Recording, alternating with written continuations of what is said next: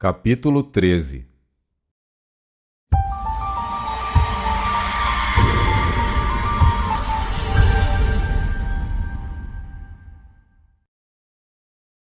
A ciência física é a responsável pela época maravilhosa de invenção na qual agora vivemos. Porém, também a ciência espiritual está agora orientada para uma corrida cujas possibilidades ninguém pode predizer. A ciência espiritual foi a loteria do inculto, do supersticioso e do místico. Porém, agora os homens estão interessados somente em métodos definidos e fatos demonstrados. Viemos a saber que o pensamento é um processo espiritual, que a visão e a imaginação precederão a ação e o acontecimento, e que já chegou o dia do sonhador. As seguintes linhas do Sr. Herberto Kaufmann são interessantes em relação à anterior. Eles são os arquitetos da grandeza. Sua visão jaz dentro de suas almas. Perscrutam além dos véus e da névoa da dúvida e transpassam as paredes do tempo vindouro. O pneu, a estrada de ferro, o torno mecânico são o vai e vem do tear no qual se tecem suas mágicas tapeçarias. Criadores de um império, eles lutaram por coisas maiores do que as coroas e marcos mais elevados que os seus tronos. Suas moradas foram levantadas sobre a terra que um sonhador encontrou. Os quadros em suas paredes são visões da alma de um sonhador. Eles são os poucos escolhidos, os pioneiros do caminho. As paredes desmoronam e os impérios caem. A onda da maré varre e rompe as rochas da fortaleza. As nações corrompidas caem do galho do tempo, e somente as coisas feitas pelo sonhador permanecem. O capítulo 13 diz por que os sonhos do sonhador se realizam.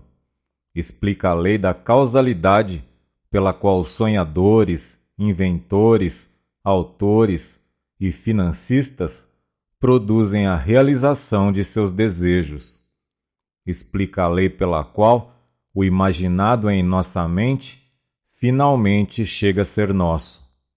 Tem sido uma tendência e uma necessidade para a ciência buscar explicação de fatos cotidianos e priorizando outros, os quais são menos frequentes e formam a exceção. Desta forma, a erupção do vulcão manifesta o calor que está continuamente trabalhando no interior da Terra e ao qual este último deve muito da sua configuração. Desta forma, o raio revela uma energia sutil, constantemente ocupada em produzir mudanças no mundo inorgânico, e como as línguas mortas, agora raramente ouvidas, durante um tempo, predominaram entre as nações. Assim também, um dente gigante na Sibéria, ou um fóssil nas profundidades da Terra, não somente portam um registro da evolução das épocas passadas, como também com isso nos explicam a origem das colinas e dos vales que hoje habitamos.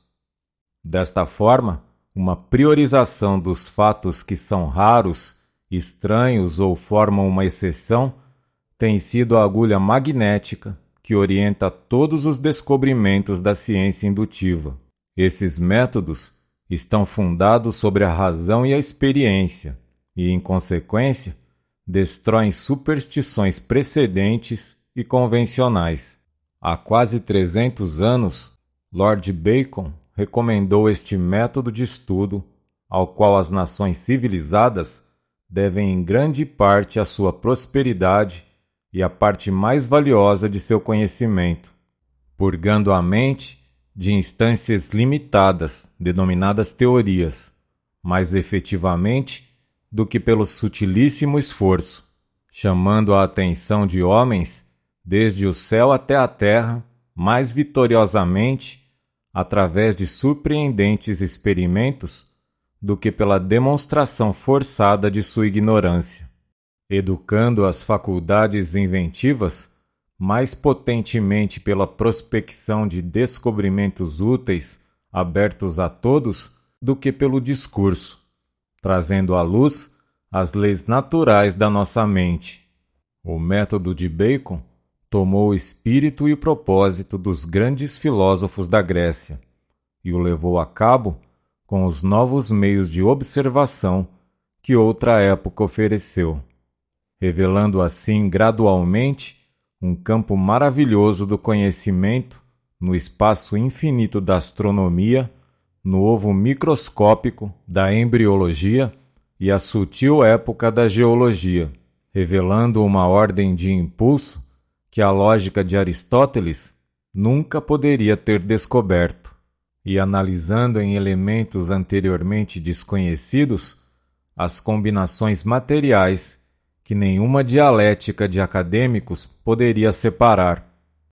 Isso prolongou a vida, atenuou a dor, extinguiu doenças, aumentou a fertilidade da terra, deu nova segurança ao marinheiro, cruzou grandes rios com pontes de formas desconhecidas a nossos pais, guiou o raio do céu à terra, iluminou a noite com o esplendor do dia, estendeu o campo da visão humana, multiplicou a energia dos músculos humanos, acelerou o movimento, encurtou distâncias, facilitou as relações sexuais, a correspondência, tornou funcionais os escritórios e todos os despachos de negócios. Permitiu aos homens descer às profundezas do mar, se elevar no ar e penetrar com segurança nas fendas perigosas da terra. Isso é, então, a verdadeira natureza e o escopo da indução. Porém, quanto maior o sucesso que os homens conseguiram na ciência indutiva, quanto mais completo o teor de seu ensino e de exemplo, isso nos convence da necessidade da observação cuidadosa, paciente e acurada, com todos os instrumentos e recursos ao nosso alcance, em busca das provas específicas, antes de se aventurar a dar uma posição das leis gerais. Para averiguar o comportamento da faísca, delineada pela máquina elétrica sob circunstâncias variadas, que bom seria se pudéssemos estar inspirados por Franklin para dirigir, em forma de papagaio, a pergunta à nuvem sobre a natureza do relâmpago. Para estarmos seguros do modo como caem os corpos com a exatidão de Galileu. Com Newton, podemos nos atrever a perguntar à Lua sobre a força que a sujeita à Terra. Em resumo, pelo valor que damos à verdade, por nossa esperança em um progresso seguro e universal, não precisamos permitir um pré-julgamento tirânico que negue ou mutile fatos não desejados. Devemos nos fundamentar na superestrutura da ciência sobre bases amplas e inalteráveis, dando plena atenção não só aos fenômenos mais isolados, como também aos mais frequentes. O material sempre crescente tem sido coletado pela observação, e embora os fatos acumulados sejam de numerosas formas e valores para a explicação da natureza, os filósofos examinam cuidadosamente os fatos naturais e dão uma preferencial importância a essa surpreendente categoria que não pode ser avaliada pela comum e diária observação da vida. Se então percebemos que certas pessoas parecem possuir poder excepcional, o que podemos concluir? Podemos dizer que não é assim, pois é simplesmente um reconhecimento de nossa falta de informação, porque todo investigador honesto admite que há muitos casos estranhos, anteriormente não admitidos, ocorrendo constantemente. Isso, todavia, para os que se põem em contato com a energia criativa do pensamento, já não seria considerado inexplicável. Podemos dizer que são o resultado de interferência sobrenatural, porém, uma compreensão científica das leis naturais nos convencerá de que não há nada sobrenatural. Cada fenômeno é o resultado de uma causa definida exata, e a causa é uma lei ou um princípio imutável, que opera com precisão invariável, quer a lei seja posta em operação consciente ou inconscientemente. Podemos dizer que estamos na terra proibida, que há algumas coisas que não precisamos saber. Esta objeção foi utilizada contra cada avanço no conhecimento humano. Cada indivíduo que avançou em direção a uma nova ideia, como um Colombo, um Darwin, um Galileu, um Fulton ou um Emerson, foram sujeitos ao ridículo ou à perseguição, pelo que esta objeção não deveria receber nenhuma consideração séria. Pelo contrário, precisamos considerar cuidadosamente cada fato que atrai a nossa atenção. Será visto que a energia criativa do pensamento explicará cada possível condição ou experiência, seja física, mental ou espiritual. O pensamento produzirá condições em correspondência com a atitude mental predominante. Portanto, se tememos o desastre, como o medo é uma forma poderosa de pensamento, o desastre será o resultado seguro de nosso pensamento. É esta forma de pensamento que frequentemente destrói completamente o resultado de muitos anos de trabalho e esforço. Se pensarmos em alguma forma de riqueza material, podemos consegui-la.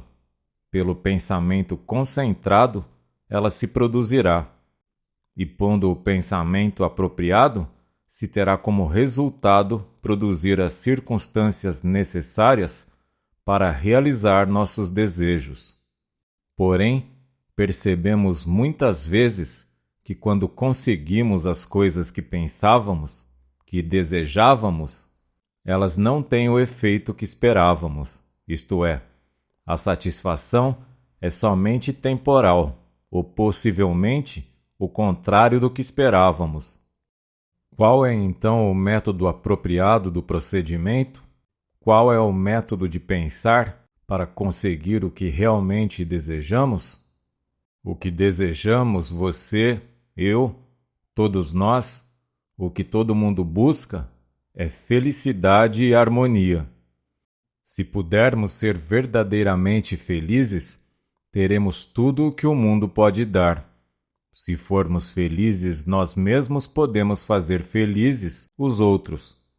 Porém, não podemos ser felizes a menos que tenhamos a saúde, a força, amigos agradáveis, um ambiente prazeroso e a provisão suficiente, não somente para cuidar de nossas necessidades, mas também para dar essas comodidades e luxos aos quais temos direito. No antigo modo ortodoxo de pensamento, estar satisfeito com a nossa porção era ser um verme. Porém, na ideia moderna, é saber que temos direito ao melhor de tudo, que o Pai e eu somos um, e que o Pai é a mente universal, o Criador, a substância original da qual procedem todas as coisas. Admitindo que tudo isso é teoricamente verdadeiro, foi ensinado já fazem 2000 anos e são a essência de cada sistema de filosofia ou religião, como torná-lo prático em nossas vidas. Em primeiro lugar, precisamos pôr nosso conhecimento na prática. Nada pode ser alcançado de outro modo.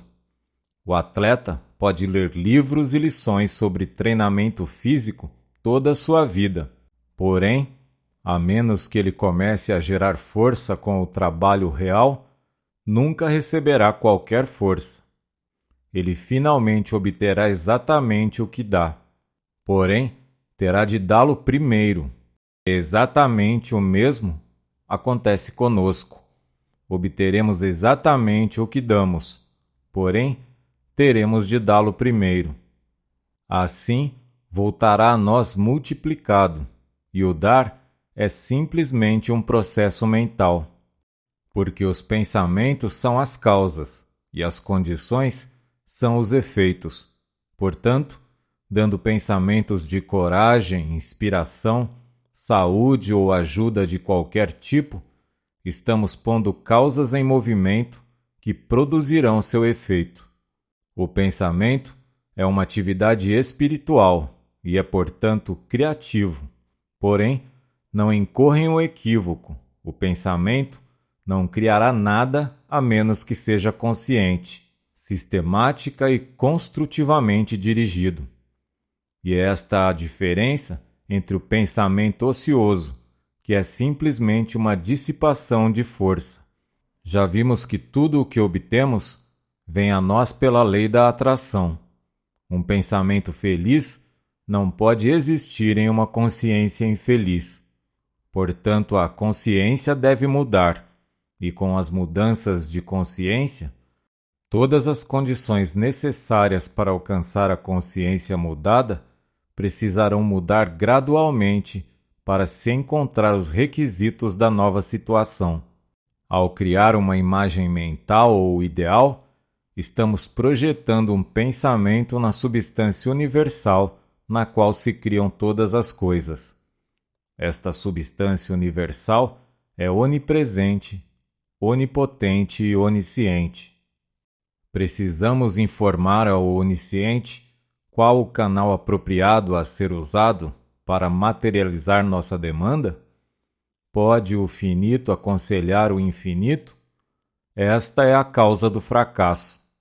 Reconhecemos a onipresença da substância universal, porém, falhamos ao apreciar o fato de que esta substância não é tão somente onipresente, como onipotente e onisciente, e, consequentemente, porá em movimento as causas respectivas das quais podemos estar completamente ignorantes. Podemos conservar melhor nossos interesses reconhecendo o poder infinito e a sabedoria infinita da mente universal, e se tornar deste modo um canal pelo qual o infinito pode produzir a realização de nosso desejo. Para seu exercício desta semana, faça uso do princípio. Reconheça o fato de que você é uma parte do todo e que uma parte deve ser do mesmo tipo e qualidade. A única diferença só pode ser no grau.